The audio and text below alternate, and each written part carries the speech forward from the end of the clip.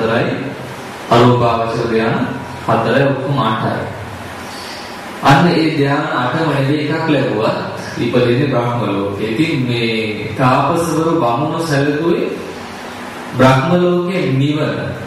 නැත්නම් පිරිසුදු වෙන තැන බ්‍රහ්ම ලෝකේ දා. මොකද බුද්ධ ශාසන නැති නිසා දන්නේ නැහැ නිවන ගැන. ඉතින් අර විවේක සුවයෙන් කරදර නැතුව හිතට පීඩා නැතුව ඉන්න තැන තමයි බ්‍රහ්ම ලෝකයේ ධ්‍යාන සැපේ. එතන නිවන වශයෙන් සැලකලා කිව්වා උත්තම බ්‍රහ්මචර්යාවෙන් බ්‍රහ්ම ලෝකේ යනවා කියලා. දැන් මේ තුන තියෙනවා අබුද්ධෝත්පාද කාලේ. මේ ශාසනයේ තියෙන කාලෙදී මේ ශාසනයේ භික්ෂුවා යම් දිව්‍ය ලෝකයක් ප්‍රාර්ථනා කරගෙන මට මේ සීලේ තාපතිස දිව්‍ය ලෝකයේ දෙවියෙක්ගෙන් ලැබේවා කියලා ඒ විදිහට දිව්‍ය ලෝකයක් ප්‍රාර්ථනා කරගෙන සීල රැකනවා නම් ඒක කියනවා හීන බ්‍රහ්මචර්යා. දිව්‍ය ලෝකයක් ප්‍රාර්ථනා කරගෙන සීල් ආරක්ෂා කිරීම හීන බ්‍රහ්මචර්යා. ඒ හීන බ්‍රහ්මචර්යාවෙන් භික්ෂුව ඒ ප්‍රාර්ථනා කරපු විදිහටම දිව්‍ය ලෝක යනවා.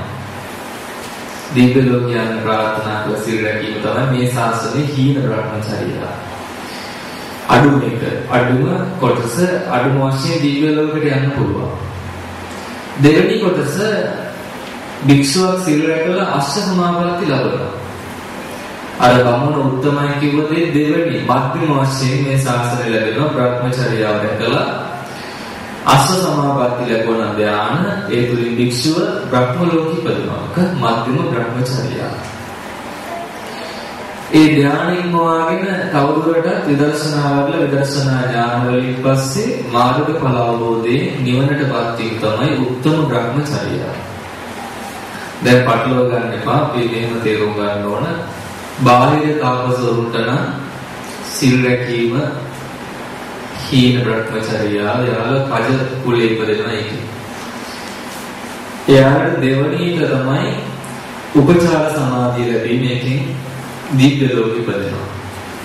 එයාට උත්තම වෙන්නේ බ්‍රහ්ම ලෝකෙ ඉපදීම ආසසමා. දැන් මේ ශාසනයේ ඊළඟ ක්‍රමේ ශාසනය නම් සිල් රැකලා දිව්‍ය ලෝක යන්න බැරුවොත් ඒක හීනයි.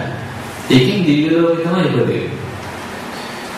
සිල් රැකලා අසමාපatti ධ්‍යාන ලැබුවොත් බ්‍රහ්ම ලෝකෙ ඉපදෙන එක මධ්‍යමයි. සිල් රැකලා විදර්ශනා භාවනා වලලා අරියත්ත්වයටපත් වුණොත් ඒක උත්තමයි. මේ කාරණේ නිසාද මේ කාරණා නිසාද මේ සද්දේ රජතුමා පෙන්වා දුන්නා දානයට වඩා සීලය උත්තමයි ශ්‍රේෂ්ඨයි. ඊළඟ තවත් කාරණයක් කියනවා මහරජ අතීතයේ දුදීප සාගර සේල මුචලින්ද බාහාරත උසීනර අට්ටක අස්සක පතච්චුන කිය රජවරු මේ රජවරු බොහෝ ශ්‍රමණ බ්‍රාහ්මණයන්ට දන් දීලා දිව්‍ය ලෝකෙ ඉපදුණා. ඊළඟ තවත් ඉස්සරගෙන ඒ කාලේ හිටපු යාමහණු සෝමයෝග මනෝජ සමුද්‍ර මාර්ග භරත කාලිලක්ඛිත අංගීරස කාශ්‍යප කිසවච්ච අකිත්ති කියන තාපසවරු. මේ අකිත්ති තාපසතුමා කියන්නේ අපේ බෝසතාණන් වහන්සේ. ඉතින් මේ අතීතයේ වැඩ හිටපු මේ තාපසවරු 11 දෙනා සිල් රැකලා භාවනා කරලා ධ්‍යාන ලබාගෙන දිව්‍ය ලෝකේ ඉක්මවාගෙන බ්‍රහ්ම ලෝකේ ඉපදුණා කියලා. එතනම පෙන්වනවා අර දාන දීපු රජවරු ඉපදුනේ දිව්‍ය ලෝකේ. නම් සිල් රැකපු තාපසව ධ්‍යාන ලබපු තාපසවරු ඉපදුනේ බ්‍රහ්ම ලෝකේ. එහෙනම් දිව්‍ය ලෝකයට වඩා බ්‍රහ්ම ලෝකේ ශ්‍රේෂ්ඨයි. ඒ ශ්‍රේෂ්ඨ දානට ගියේ සිල් රැකලා. දන් දීලා දෙන්න ලැබුණා. ඒ නිසා දානයට වඩා සීලය මහානිසංස. ඒ ගැන කියන තවත් කතාවක් කියලා දුන්නා.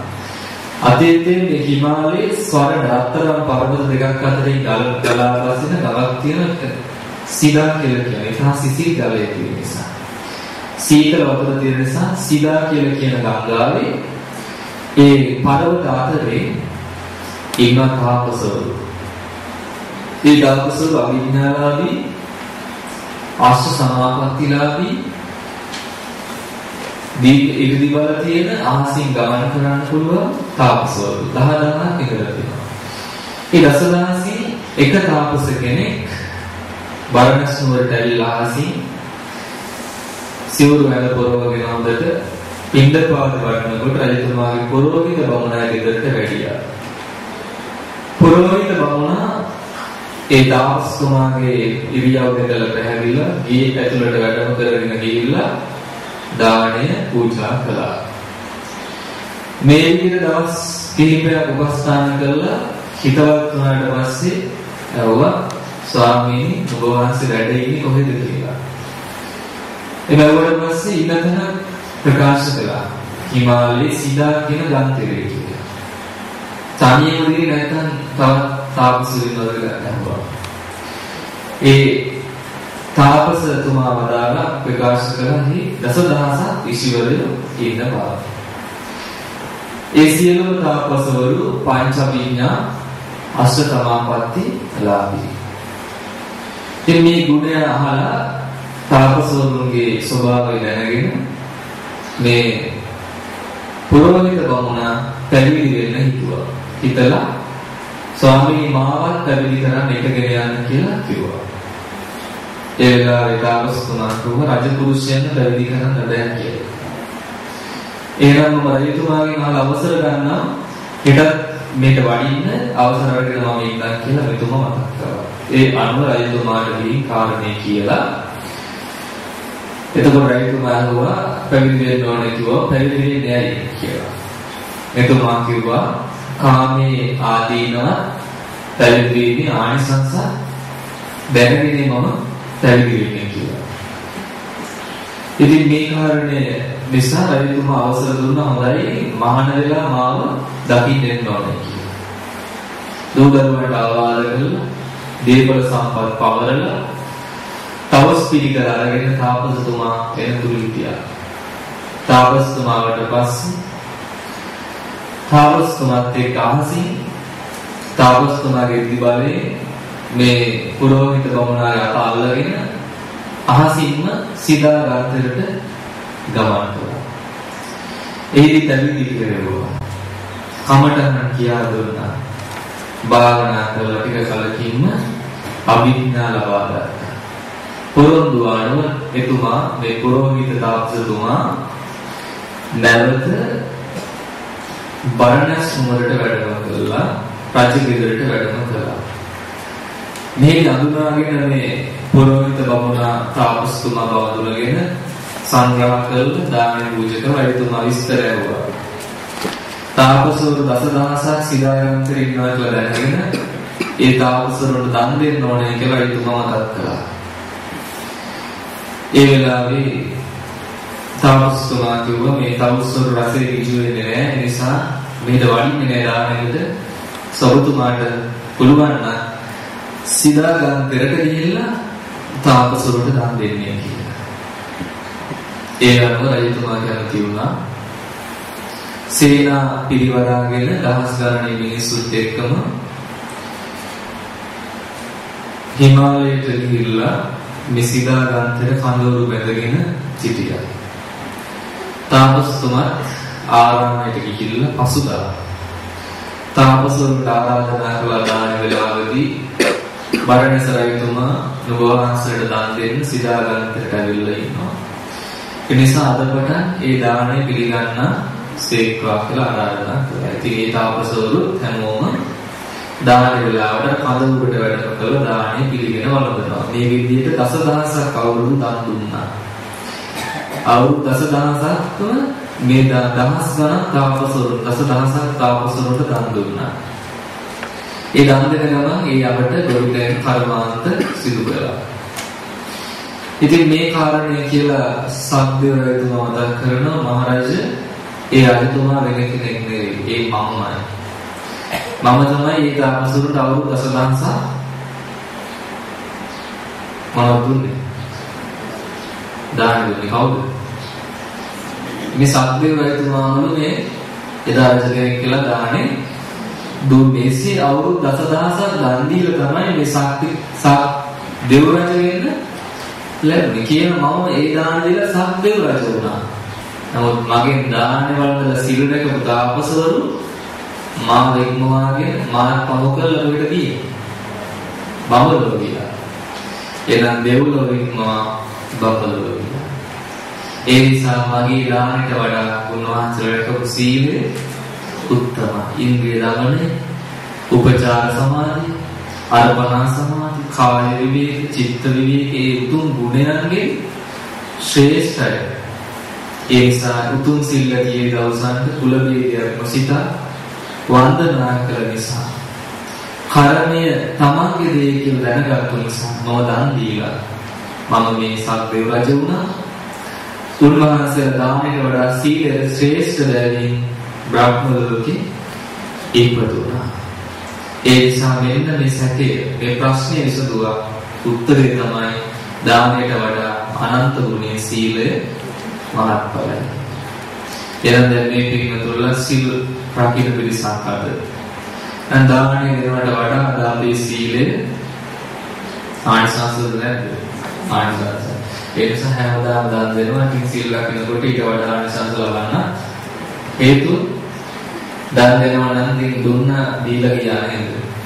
අද එහෙම නෙවෙයි. මෙතන වාඩි වුණාම නැගිටින්න ලැබෙන්නේ නැහැ. අවසර ගෙදර පැත්තේ ආව ලැබෙන්නේ නැහැ. ටීවී බලන්න නැහැ. සිදුවක් දාන්න අද නැහැ. ලේසි තමයි. අමාරු ලේසි. සමහරුන්ට ලේසි, සමහරුන්ට අමාරු. ඒක අවසර දුවන්නේ ලේසිද? කියන කලින් දුවලා ඉවරයි. එහෙනම් එහෙම අමාරු දෙයක් කරන නිසා තමයි අනිසංස වැඩි. අනිත් එක මේ ටීම් රැස් වෙන්නේ කොහෙද? ඔළුවේද? අපෝදේ හිතේ. හිසේ වගේ මට හිසේ නෙමෙයි හිතේ. හිතේ ටීම් රැස් වෙන්නේ හිතේ නිසා. හිත වැඩ කරන්න ඕන හොඳට. නිදාගන්නක වැඩ කරයිද? නැසිල අරගෙන කෙනෙක් නිදා ගන්නවා. මොකද වෙන්නේ? ඉල්ලන්නේ. හැබැයි කරන දෙයක් නැත්නම් කරන තියෙන කවදේ අපි හැමෝටම නිදා ගන්න. ඊතර සත්‍යයක් තව නෑ වැඩක් නැති කෙනෙක්. වැඩක් නැති දෙයක් කරන්න දෙයක් නෑ. අර බලුවාගේ සතුත් එහෙම උන්ට වැඩ දුන්නේ මොකද? දවසේ නිදා ගන්න. දැන් කොහේද සිල් අරගෙන ඉන්නකොට අපි දැනක් කියන්න ඕනේ. අපි මෙතන උනා බණ කිව්වේ නැත්නම් මොකද කරන්නේ? අපි බණ දාන්නේ නැත්නම් අපි දානවා. ඒකට අපේ සීලය ඒකට ආරක්ෂා වෙනවා. කරන්න දෙයක් නැත්නම් ඒකයි කරන්න ඕන. රාගය ඇති වෙනවා, ද්වේෂය ඇති වෙනවා කරන්න තියෙන ඒ වෙලාවට ගිහිල්ලා නිදා ගන්න. ඇති වෙච්ච ගමන් අමාරුට ගන්න ටිකක් ගිහිල්ලා වෙලා තමයි ඇති වෙන කලින් හරි කල්පනා කරනවා දැන් මම නැගිටලා ගියොත් මට රාගයක් ඇති වෙනවා කෙලෙසියක් ඇති වෙනවා දන්නා කලින්ම ගිහිල්ලා නිදා ගන්නවා. එතකොට කෙලෙස් ඇති වෙන්නේ තරහ යනවා නම් කියලා දන්නවනම් නිදා ගන්නලු වෙන විසුණු මාසයට කියලා දෙන්නේ නිදාගින්න එපා ඒ වෙලාවේ නිදා ගන්න. ඒක නැගට හරි හොඳයි. නේ නිකන් මේ කෙලෙස් වඩන්නේ නැතුව එහෙනම් කරන්න දෙයක් නැති වෙලාව නිදා ගන්නවා කියන්නේ හිත මොකද වැඩ කරන්නේ නැති වෙලාව පින් රැස් වෙන්නේ නැති වෙලාව. පින් රැස් වෙන්නේ හැබැයි හිත රැකෙනවා පව් කරන්න වෙන්නේ. අනිත් එක පව් කාර්යයකට වැඩිපුර හොඳ නිදා ගන්න එක දන් දෙන්නේ. නිදා ගන්න නේද? නැගිටලා ඉන්න දවස් 7ක් හරි බලන්න නේද? බොරුවක් හරි කියනවා. ඒ නිසා මේ පින් තුල නිදා ගන්න ඕනද? දැන් ඒ නිසා සමහර වයසට ගිහපු අයට නිින්ද යනවා. හිතලා නෙවෙයි. දෙයක් නැහැ. ළඟ ඉන්න කෙනෙක් ටිකක් ඇඟිල්ලෙන් ගලලා හරවනවා. අවසිත වෙන්නේ නැහැ නේද? ඒක පේනවා නම් තව තවත් ඉන්නේ දී කියලා වලට නැගිට්ටා. ඉතින් මේක හේතුව පින් රැස් වෙන්නේ හිතේ. දාන දෙනකොට දානේ වියද්දි පින් රැස් වෙනවද? පින් රැස් වෙනවා. කට බියන් විවොත්. දාන දෙන්නාව මෙහෙදී ඇහෙනවා පල්ලා කියන දේවල්. එතකොට ආගිය තොරතුරු, ගෙදර දේවල්, පස් පරණ දේවල් කී දාන වියද්දි ආවට කෙලක් විසිරව දාන්නට. ඒ නිසා කටේ රෙදි කැල්ලක් හරි බැඳගෙන දාන විවොත් නැති ඇස් ඒ වගේ පින් රැස් වෙන්නේ නැහැ. ඒක ගෙදරදී දා කෑම කියන්නේ තමයි.